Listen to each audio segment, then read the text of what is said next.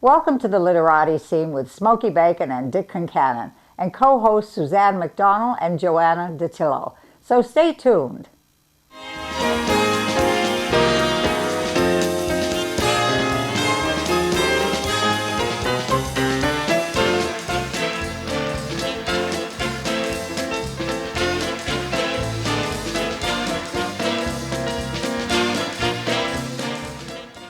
Our guest today is Howard Gardner. He's the Hart Professor of Cognition and Education at the Harvard Educational School. He has just written a book, The App Generation, in which he's co-authored it with Katie Davis when in fact they were doing, Professor Katie Davis, when they were doing their research. Their research covered many areas of what is happening today with the app generation, and the areas were in fact affected by processive personalities and indeed relationships with other people. But you went into it deeper than that. You really strung it out through three areas. If you would walk us through for our viewers. Sure. Well, we actually coined the phrase, the app generation. This was not something that we had in mind when we started our research. Did you really? I had no idea, Howard. That's fabulous. Well, keep using it. Oh, that's fabulous. Okay. And I was trained many years ago by David Reisman, a famous sociologist, who talked about American history in terms of what the populations at various times were directed at. In the 18th century, he called Americans the tradition-directed generation, because people did what happened in the old country. In the 19th century, when we went to the frontier and we sort of had thrown Europe off, he talked about being inner-directed. And in the 20th century, and many people remember this, he coined this phrase, other-directed. This is very much the time when Americans were moving to the suburbs and they were trying to keep up with the Joneses or the Kellys, whoever was next door.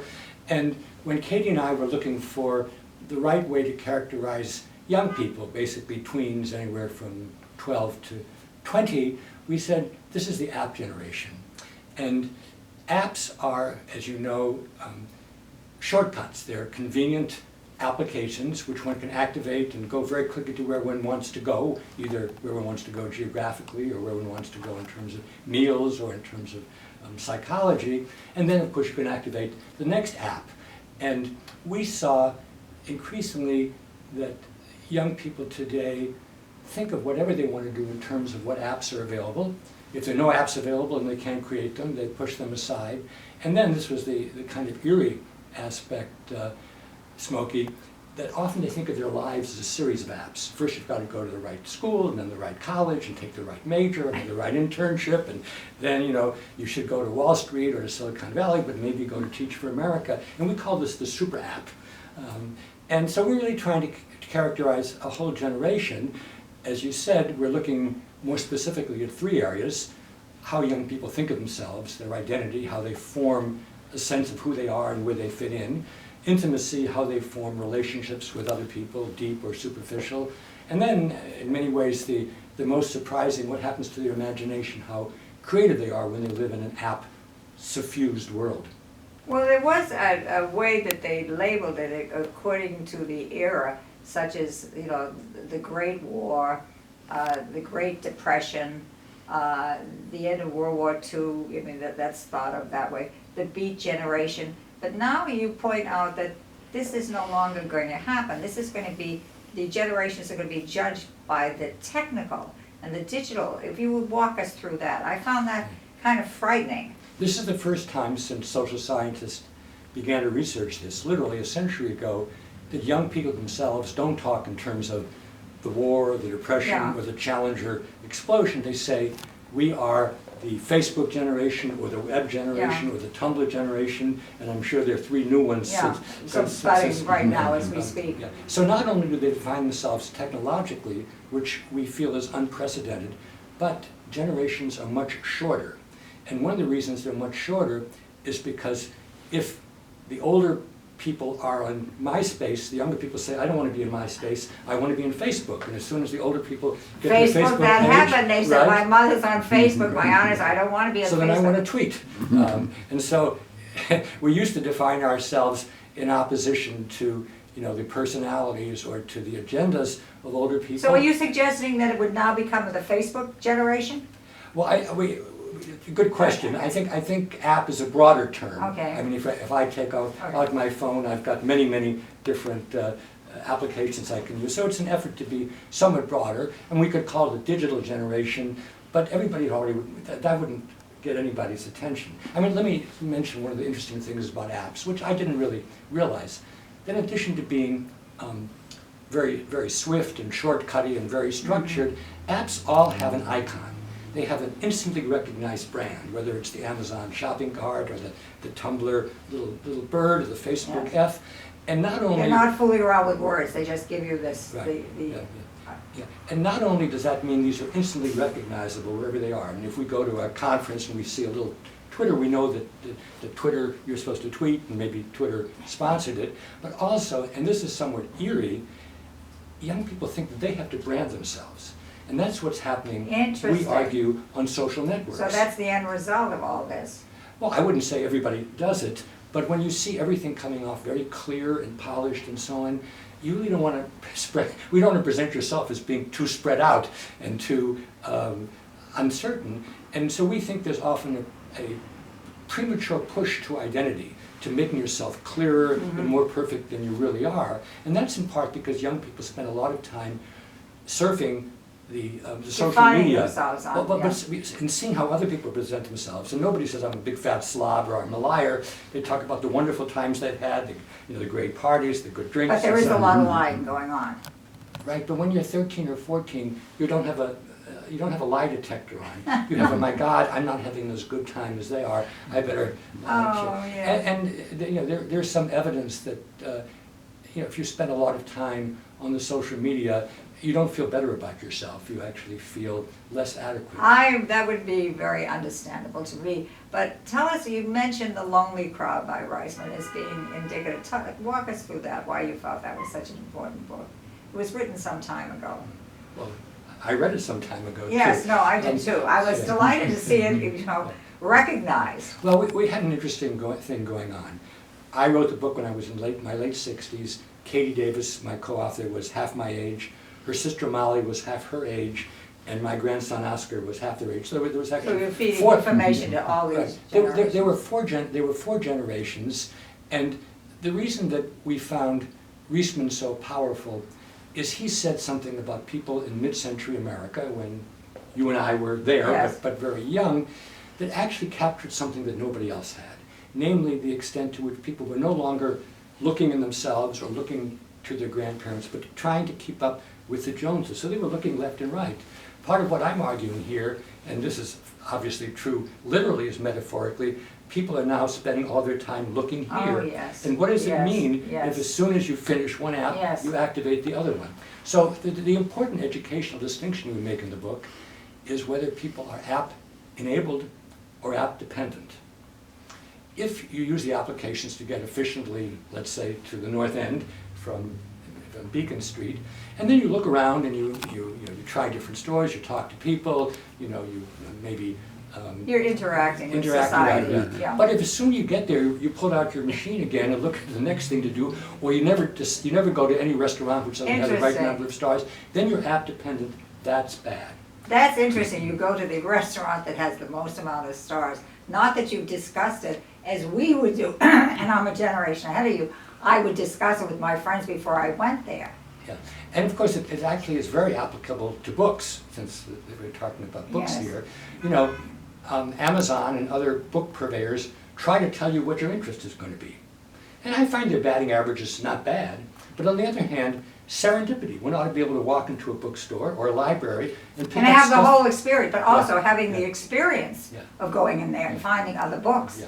And so this is where pedagogy becomes important. Not just what teachers do in school, but what we do as parents and relatives and so on. Do we model app dependence where we're continuously making all decisions based on some application that somebody who wants to make money... Something bad has to come out of that. Well, I think what Katie and I would say is it's really in our hands whether we use the apps limited ways and continue using our minds. Such as you say, going to the North End, finding the restaurant, and then walking around and getting the human experience of seeing other people looking into the stores rather than going back to your app again and seeing the 5 stars. But if you get into a habit from age 2, and we know that kids are locked into their Yes. devices from age 2, of always looking there, then the chance that you're going to free up your neural networks is reduced. And that's why I think almost everybody who thinks a lot about this thinks that we ought to be able to put our devices aside sometime. So one of the fun things we did in the book, Smoki, is we brought together focus groups of teachers, of religious leaders, of therapists. I actually interviewed in a focus group 14 psychoanalysts in New York. We brought together camp directors, and they had to be people who had worked with kids for at least 20 years, and we said to them, you know, how are kids different now? And they said, in our camp, we have a burial ceremony at the beginning of the year, and we ask kids to bury their smartphone till the end of the summer. And kids do that, but many parents give the kids an extra phone which they hide inside their teddy bear. That's not modeling app enablement, that's modeling app dependence. Well, before we go, I want to have you quote the person that asked you that incredible student, that incredible question you cited, that in fact, where were we going? So this is about why do we need? Yes, I that. got into a lot of trouble That for this, I found- Smoki, oh, I but thought I that- love that I got Yeah, in yeah. trouble.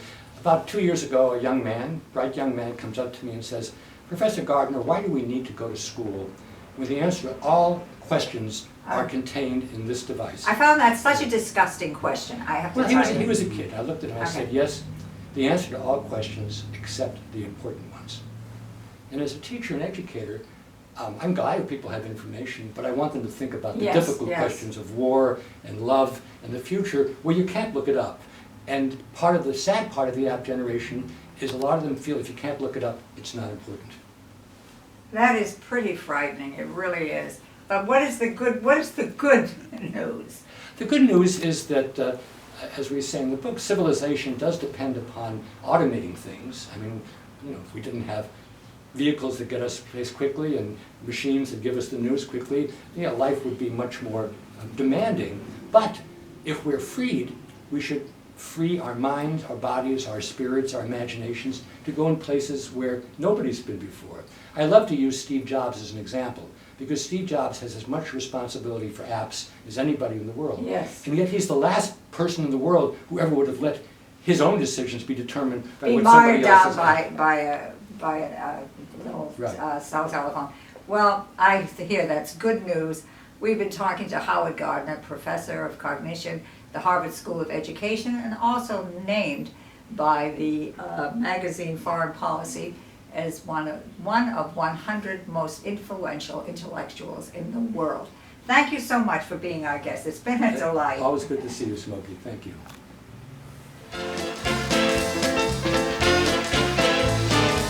Our guests today are David Jacobs Genvieve Tracy. They're the co-publishers of The Courant. It actually started off as the Back Bay Courant and expanded into the South End, Beacon Hill, and now it's downtown Boston. And it's growing and growing by leaps and bounds. I can hardly believe, David, it was 20 years ago. Time passes so quickly. Oh, it does. And Totally. interestingly enough, David started online. And then he quickly jumped right into print and decided he'd publish the newspaper. And it has been expanding and expanding ever since you took it over. But would you walk us through the history? I mean, those interested in journalism, youngsters, whatever, would be particularly interested in knowing the history. Tell us the history.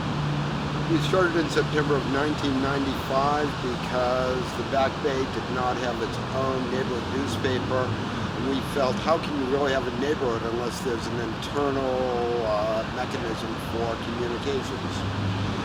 And honestly, we have been growing because we give our reader the sort of news that they cannot get anywhere else.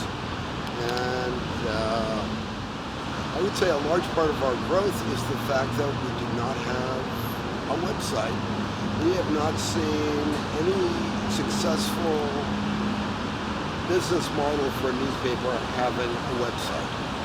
Well, now, David, one of the things that you are reading about you explained, and many people hold this feeling, that indeed if you're going to publish it, you go on a website, it's not going to bear out your expenses at all. The your money will just flow in, but it will not flow back at you. And you found this up very quickly, didn't you? Very, very quickly. I can tell you that I read every newspaper, the dailies and the weeklies online. Bottom line there is I do not see the print advertising. Basically, people are giving away their product for free, and you can't stay in business very long that way. Because it doesn't cover the expenses. Not at all. So you quickly went from online to publishing. Tell us about your first hurdles that you had to jump when you started.